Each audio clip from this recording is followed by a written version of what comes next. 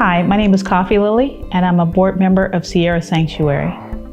Today I'd like to tell how I met Sierra, how I met Amy, and how I became involved with Sierra Sanctuary.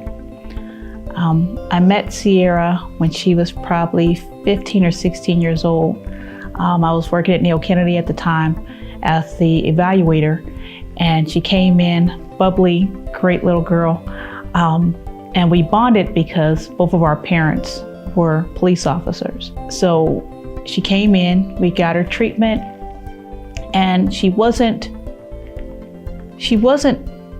bad off into drugs at that time. She had had an injury and she was taking more pills than she wanted to take. So we got her some treatment, but as I seen her throughout the years, her addiction progressed into the last time, well, the time before the last time that I saw her, it had gotten really bad. So she came in and told me that she was going to Teen Challenge, and I wished her good luck. Just go somewhere, get off the streets. This isn't you. Like, this isn't it. Taking her to a place that it was not her. So she came back a year or so later, happy and bubbly, the Sierra that I met the first time, full of life, full of God, full of a message that she needed to share with everybody.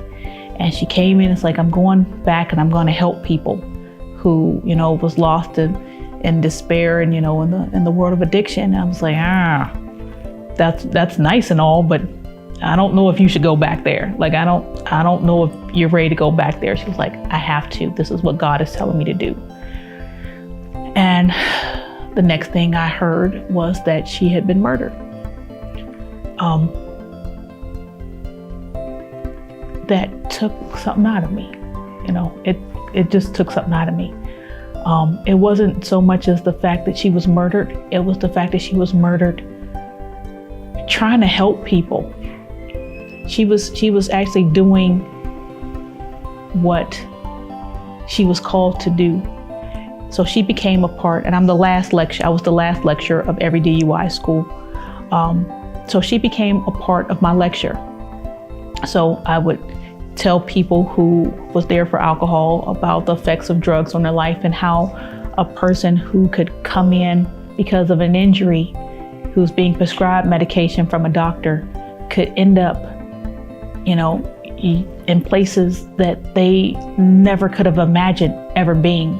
She had such a promising lifestyle, and how she was murdered senselessly I felt the need every month to tell her story. 2018, I want to say, my partner and I have a business called CRN Healthcare.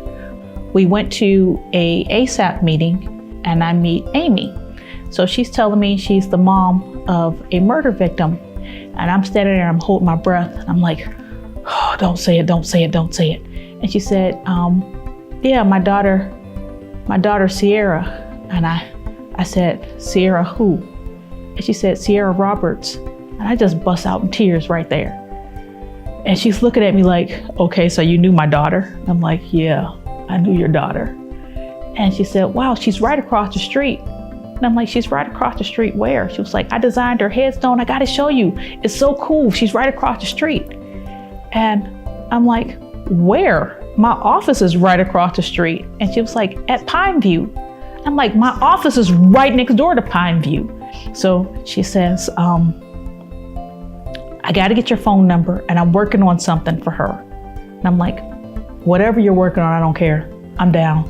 I'm in, whatever it is. And she was like, I want to do a organization called Sierra Sanctuary, where we help people in recovery find other places to go. And so becoming a part of Sierra Sanctuary to me was a no-brainer, simply because she has been such a part of my career.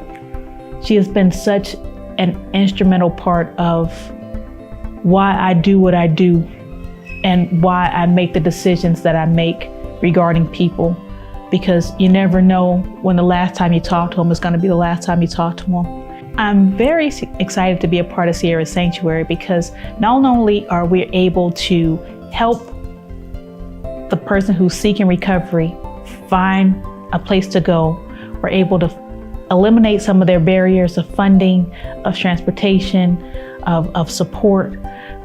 We're able to do that as well as offer them a spiritual aspect.